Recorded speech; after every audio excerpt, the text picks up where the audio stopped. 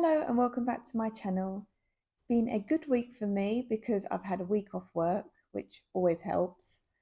I went over to a friend who owns a horse to her stables, and there was this cute Shetland pony there that came running over. I'll put a clip in.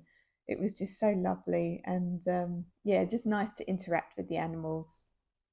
Then I went with family to a nice pub, but most of my time is just being spent relaxing, reading various different books. So that's actually what I'm going to talk about.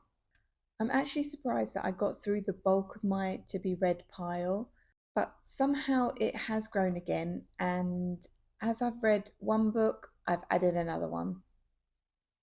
The first book that I've been reading is The Djinn Awaits 100 Years.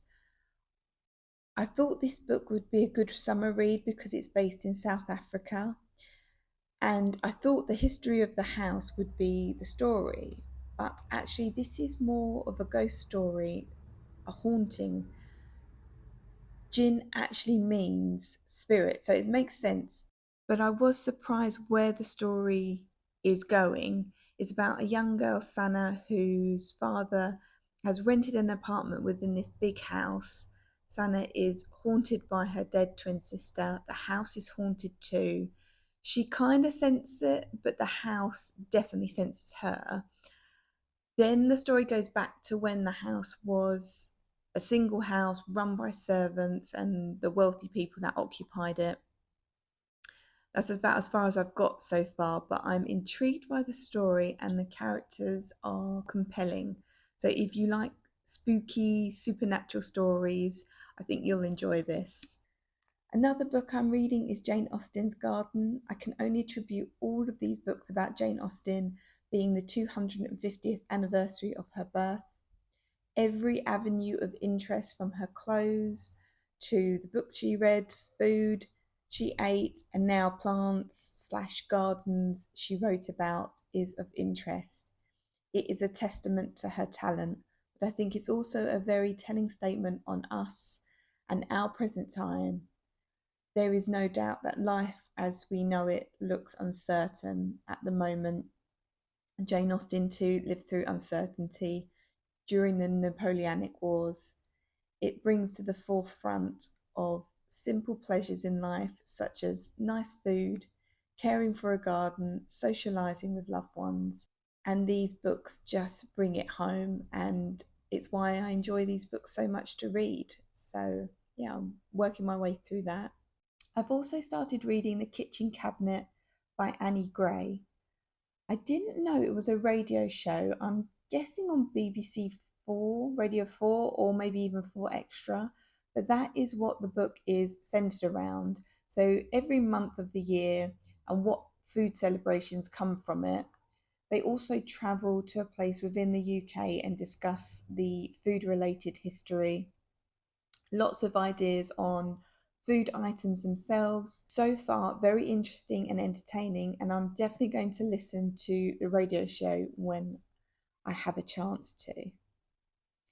It also got me thinking about, while I was reading that book, to make some healthier snacks to enjoy while I'm reading. So I'm going to make these fruit nut bars, much like you buy in the supermarket, but packed with lots more fruit, many more nuts and seeds I'll add to them. Because the ones they sell in the supermarket, A, there isn't a lot of fruit and nut in them, and B, it's hazelnut, and I'm not so keen on hazelnuts, so I'll get to choose what nuts I'd like to put in it. And I think I'm also going to make some maybe spiced popcorn, as popcorn is relatively healthy to eat so long as you don't put sugar with it. And I'll show you how I make them. I melted 1 bar of dark chocolate just in the microwave, stirring every 30 seconds. Then I add the seeds, as they are very nutritious. I leave the nuts whole, but you could break them down a little. I'm not keen on hazelnuts, as I've said. So I'm going to go for cashews, pistachios, and almonds.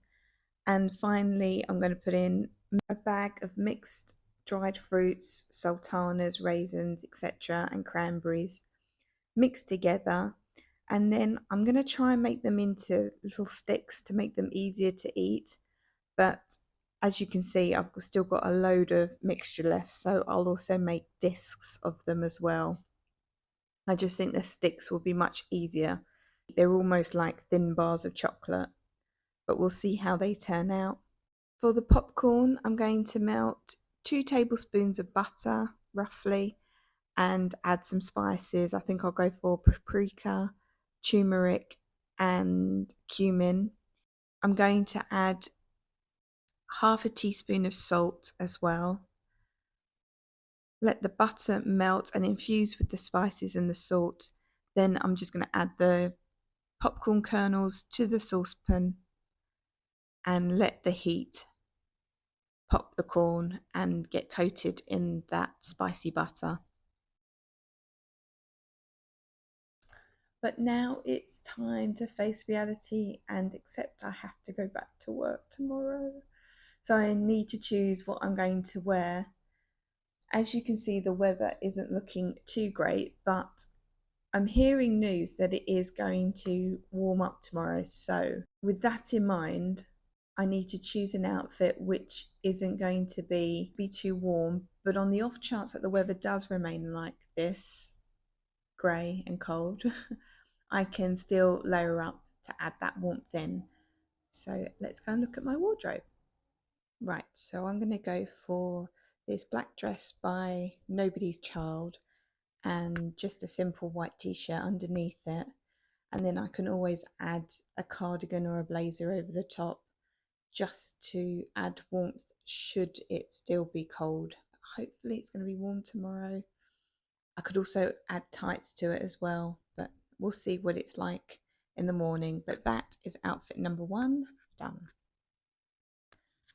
I don't know if I'm being overly optimistic with this dress. Now, the weather is saying that it is going to get warmer by the end of the week.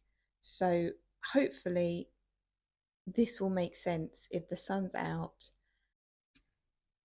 And then for Friday, I'm going to go for this bright pink shirt with my grey skirt. Again, I could add tights to this if it is cold. I'm still holding out hope for sunshine, for a nice summer, but we shall see. And as always, I'll put the pictures beside of the final outfit. So I think that's me done for the rest of the day. I've just set my alarm for tomorrow morning. Getting ready back into the old work routine.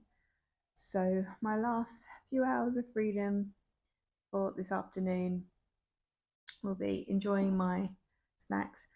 The spices did catch a little bit, so I might have to rethink that recipe, but it does taste good, really good.